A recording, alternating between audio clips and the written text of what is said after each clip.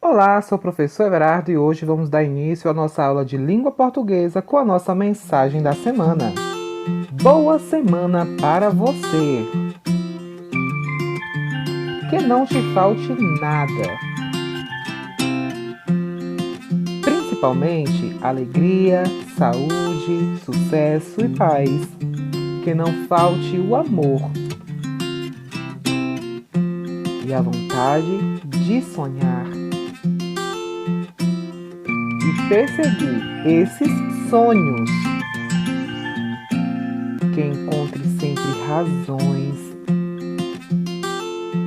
para sorrir e ser feliz em todos os dias.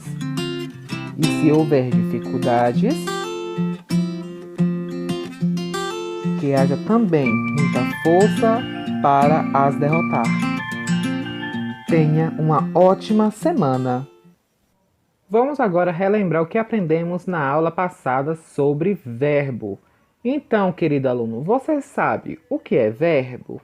Bom, verbo é a palavra que indica uma ação, um estado, um processo ou um fenômeno da natureza. Como, por exemplo, ação vem do verbo cair, ou seja, é uma ação em que a pessoa está realizando. Estado, do verbo estar, o que ela está fazendo. E um fenômeno da natureza, por exemplo, do verbo chover. Vamos agora conhecer as conjugações. Na primeira conjugação, os verbos terminados em ar, como por exemplo, cantar, dançar e assim sucessivamente. Na segunda conjugação, nós temos os verbos terminados em er, como por exemplo, correr, beber, entre outros. E na terceira conjugação, verbos terminados em ir, como por exemplo, sorrir, cair, entre outros verbos. Temos o modo do indicativo, é a atitude da pessoa que fala, é dar certeza diante do fato.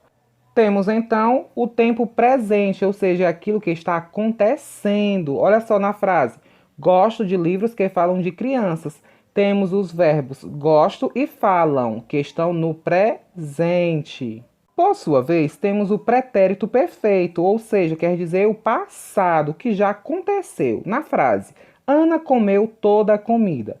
Temos o verbo aí, comeu. Então, o pretérito perfeito é o passado. E o futuro do presente é aquilo que ainda vai acontecer. A frase, afirmo que eu me lembrarei de tudo que passou. Então, o verbo aí é lembrarei, de algo que ainda vai acontecer. Agora eu tenho um desafio para vocês. Convido você a abrir o seu livro PNLD de língua portuguesa na página 186. Iremos juntos ler o texto O Porquê do Mito. Vamos juntos? O porquê do mito. Porque o céu é azul? As nuvens não caem por quê? Porque há trovões, tempestades, chuvas ácidas. O que são as estrelas, as bactérias, os cometas? Porque amanhece e anoitece. O ser humano sempre se perguntou o porquê das coisas e ainda hoje se pergunta. A única diferença é que hoje existem satélites nos espaços, medidores nos mares, termômetros, telescópios, explicações científicas. Antigamente, porém, o homem valia-se de outra saída para explicar o mundo e o que acontecia nele. Assim, nasceram os mitos, que são histórias fantásticas, simbólicas, cheias de heróis e aventuras, que buscam explicar a realidade. Hoje sabemos, chove, porque a água evapora, se condensa nas nuvens e precipita-se. Amanhece e anoitece, porque a Terra gira em torno de si mesma no movimento de rotação. Mas, mesmo assim, o ser humano ainda respeita aqueles mitos. Veja constelações no céu, com o nome de deuses e heróis gregos, e cria seus novos mitos em histórias mais modernas, mas com a mesma fantasia de sempre. Após lermos juntos o texto O Porquê dos Mitos, convido você ir até a questão 4 para respondermos juntos. Observe os verbos do texto lido na atividade anterior. Item A. Circule os verbos que estão no presente. Então, vamos voltar ao texto e vamos circular verbos que estão no presente. Eu vou circular 3 e vocês 3.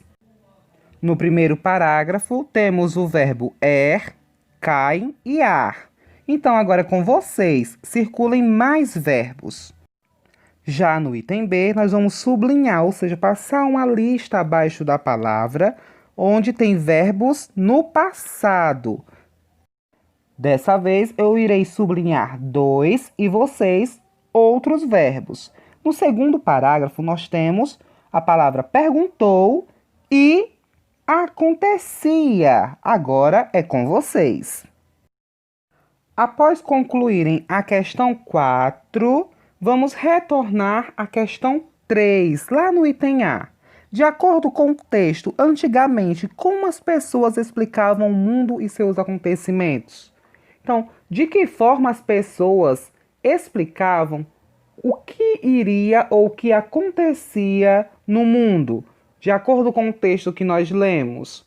Item B. Na sua opinião, por que as pessoas continuam recordando os mitos, mesmo sabendo a explicação científica das coisas?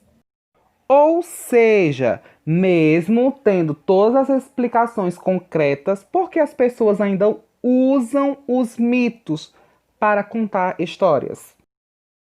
Na página seguinte, 187, vocês irão também responder a questão 5.